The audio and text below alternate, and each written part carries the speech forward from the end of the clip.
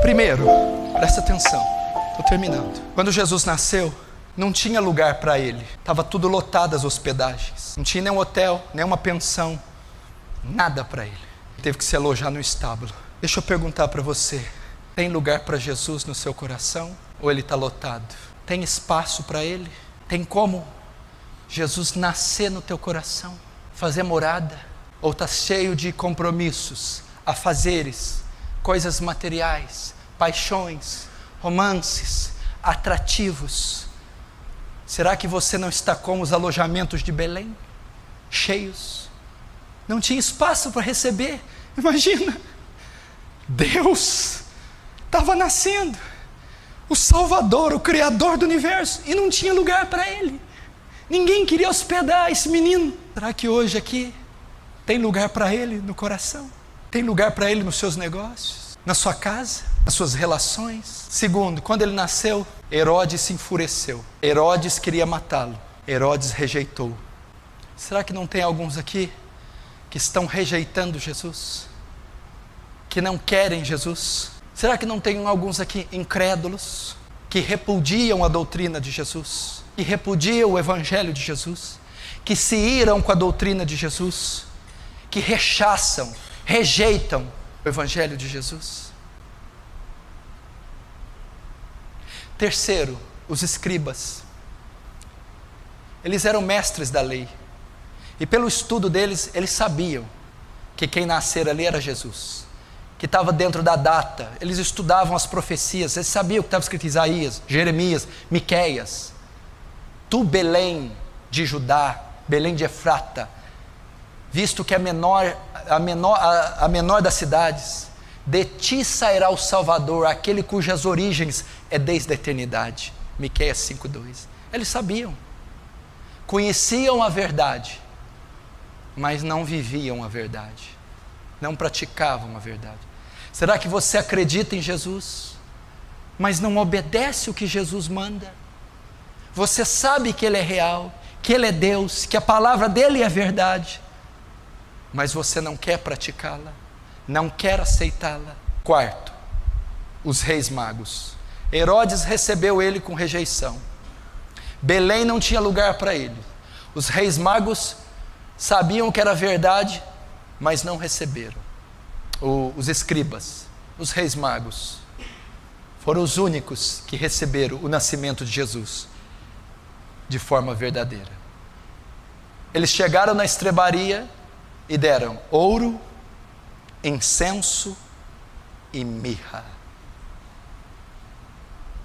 Quem é essa criancinha para receber ouro, incenso e mirra? Filho de um carpinteiro pobre, de uma mulher chamada Maria, num estábulo fedorento com ovelhas, bois. Os reis magos sabiam quem tinha nascido. Ouro, presente dos reis. Aleluia. Quem estava ali numa manjedoura não era o rei Davi, nem o rei Salomão, nem o rei Uzias, nem o rei Josafá, nem o rei Asa, nem o rei Ezequias. Quem estava ali era o rei dos reis e o Senhor dos senhores, guiados pela estrela do Oriente. Eles sabiam, o príncipe da paz, o rei de Israel, o rei dos reis, Ele é quem estava nascendo. Será que o Natal para você é assim?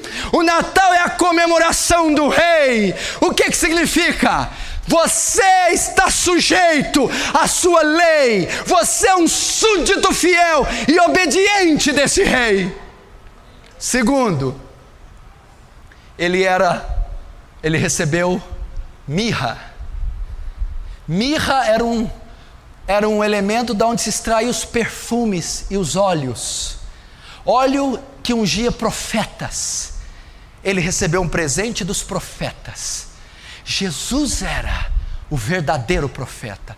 Presta atenção, ele era o portador e ele era a própria mensagem. Ele era próprio verbo, a própria palavra, e ele era o profeta. Hebreus capítulo 1, Deus muitas vezes tendo falado pelos seus servos os profetas, hoje nesses últimos tempos nos falou através do seu Filho. Jesus é a palavra final, Jesus é a revelação final, Jesus é o verbo de Deus. Jesus não é só o profeta, não é só o portador da mensagem, Jesus é a própria mensagem. E ali os reis estavam dizendo, esse homem, quando Estevão no seu discurso vai dizer, levantarei dentre vós um profeta, a esse ouvi. 2000 anos depois, 2000 anos atrás, em Jerusalém, nasce esse profeta, nasce o porta-voz de Deus, nasce o mediador de Deus, nasce Jesus. Natal é o nascimento da palavra, da comunicação de Deus, da manifestação de Deus ao homem. Só um mediador entre Deus e os homens, Jesus Cristo, o homem. Terceiro, os reis magos deram a ele incenso. Aleluia. Presente de sacerdote. Qual que era a função do sacerdote? Presta atenção. Mediar o povo. Era o mediador entre Deus e o povo. Qual que era a função do sacerdote? Oferecer um sacrifício pelo pecado do povo. Hebreus diz que ele é o nosso grande sumo sacerdote. Ele não é só o sacerdote que leva o sacrifício. Ele é o próprio sacrifício. Ele que intercede junto a nós. Só há um mediador entre Deus e os homens. Que diremos, pois, essas coisas? Se Deus é por nós, quem será contra nós? Aquele que nem mesmo o seu próprio Filho poupou, antes entregou por nós, como não nos dará juntamente com ele todas as coisas? Quem intentará acusação contra os escolhidos de Deus? É Deus quem justifica. Quem os condenará? Pois foi Cristo que morreu e ressuscitou, está sentado à destra do Pai e intercede por nós. Ele é o grande sumo sacerdote. Ele mesmo ofereceu a si mesmo ao Pai como sacrifício por nós. Ele é o sacerdote, o mediador de uma nova e eterna aliança. Ele foi diante de Deus como sacerdote e ele se fez sacrifício por nós. Natal é comemorar o nascimento do grande profeta. Natal é comemorar a vinda do Rei dos Reis, Senhor dos Senhores. Natal é reverenciar o grande sumo sacerdote da ordem de Melquisedeque, aquele que reconciliou o Deus com o mundo, não imputando o homem as suas transgressões, e foi mediador de uma eterna aliança.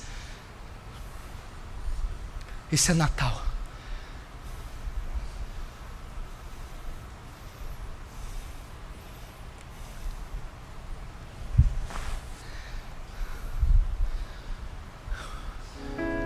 Como você vai recebê-lo? Como Herodes? Eu repudio a sua doutrina. Não. Tu és o meu rei. Tua lei é minha lei. Tua palavra são minhas ordens. Aleluia. Vai recebê-lo como um sacerdote. Eu vou a Deus em teu nome, Jesus. Vai recebê-lo como profeta. A tua palavra é meu escudo, o meu baluarte. Vai dizer para todos, essa data comemora-se o nascimento do Salvador do homem, da encarnação de Deus, para sofrer minhas dores, sentir minhas tentações, levar minha culpa e meu pecado, e morrer e ressuscitar ao terceiro dia, me dando vida eterna. Esse é o Natal. Curve a sua cabeça, feche os olhos.